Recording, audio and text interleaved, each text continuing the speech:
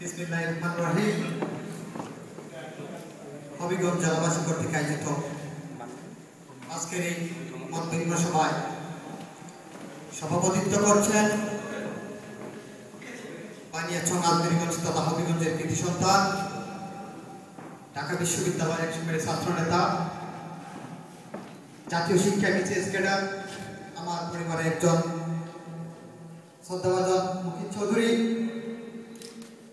আজকের এই আলোচনা সভায় প্রধান অতিথির আসন অলঙ্কৃত করেছেন আমাদের হবিগঞ্জের মাটি ও মানুষের একটি অত্যন্ত আপনজন, সেই ছাত্র রাজনীতি থেকে মধ্যবয়স্ক পর্যন্ত যিনি এসেছেন হবিগঞ্জের মানুষের ভালোবাসা এবং উন্নয়নের জন্য।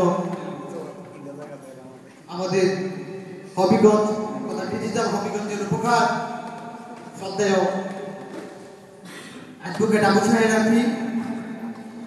বিশেষ অতিথির আসন গ্রহণ করেছেন যুক্তরাজ্য আওয়ামী লীগের সাংগঠনিক সম্পাদক জনাব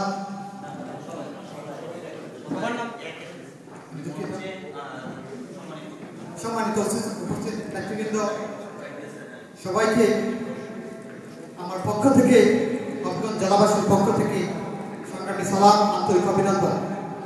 সম্মানিত উপস্থিতি, আমি আজকে এই মঞ্চে দাঁড়িয়ে বক্তব্য রাখার যোগ্যতা রাখি না, তবু আমাকে একটি কথা বলতে হবে।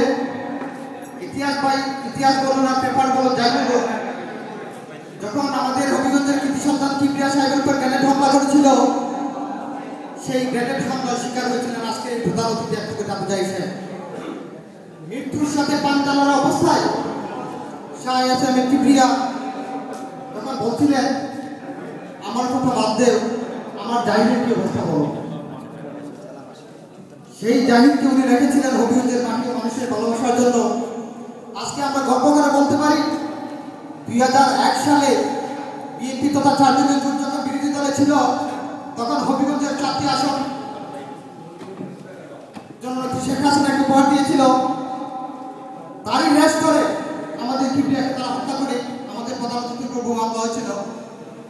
আল্লাহ আমাদের একটি সম্পত্তি আর নিয়ে গেলেও আরেকটি সম্পত্তি আমাদের জন্য রেখে গেছে। আজ আমরা হবিগঞ্জের যে উন্নয়ন দেখতে পাচ্ছি, সবাই বলতেছে না হবিগঞ্জটাকে ডিজিটাল হবিগঞ্জে পরিণত হতে যাচ্ছে। তার সঠিক অবদান আমি দিয়ে দেবো আমার আজকে প্রধান অতিথিকে। আজকের এই সমাবেশে আমি বক্তব্য দীর্ঘায়িত করবো না। আমি আপনাদের সবার সুস্বাস্থ্য এবং দীর্ঘায়ু কামনা করে আমি আমার সংক্ষিপ্ত বক্তব্য এখানে শেষ করছি। ধন্যবাদ সবাই।